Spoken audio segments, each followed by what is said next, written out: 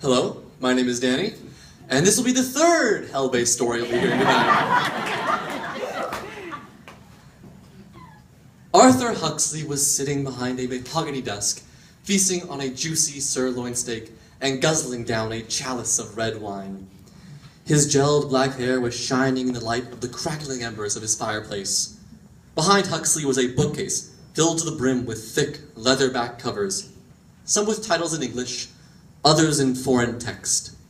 To the right of Huxley was a brown wooden door, and above it hung a red, upside-down cross. On the bronze door handle was a pentagram with a ram's head.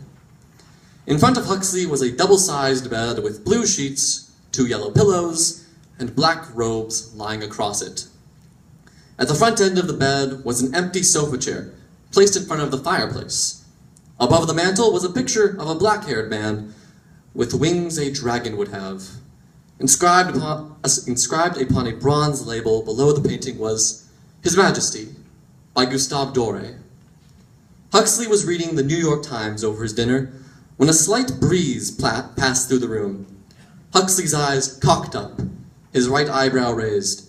He noticed a dark figure sitting in the previously empty sofa chair. Its head, or what looked to be its head, faced towards the fire. Huxley jerked backwards into his chair, resulting in the chair tipping backwards and Huxley's body hitting the ground.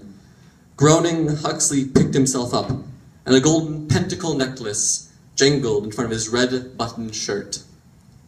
"Who are you? How did you get in here?"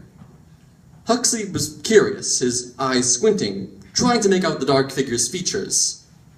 However, the blinding fire blurred the dark figure's features, but it was clear, though, that it was not moving. Huxley asked again, "Who are you, stranger?" "Oh, mortal, is it not clear?" I suppose that is a question I should have pondered before I arrived. The dark figure's response only made Huxley more determined. "What do you mean? How can the answer be clear to me? Tell me your name, stranger." The dark figure stood, revealing his black, slicked-back hair and black buttoned suit.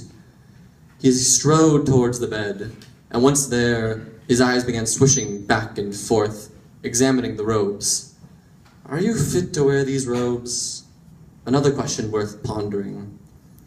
The bishop put his hands on his desk, leaning forward. His eyebrows were peaked with curiosity. "I believe I am." "Why, mortal?" "Because it is my profession. Now, tell me, who are you? How did you get in here?" The dark man was silent and slowly advanced from the bed to Huxley's desk. With each step the dark figure took, Huxley became more unnerved, his calm disposition devolving into alarm. Just stop. Stop right there and tell me who you are. How the hell did you get in here? Just what do you want?" The dark figure stopped in front of the paralyzed Huxley.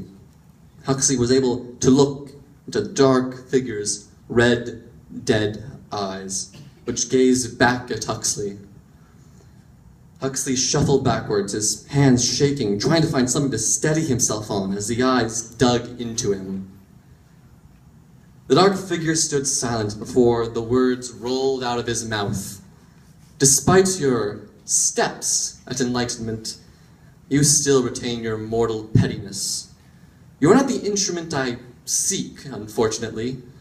I will reprimand Lucifer for his poor choice of a candidate.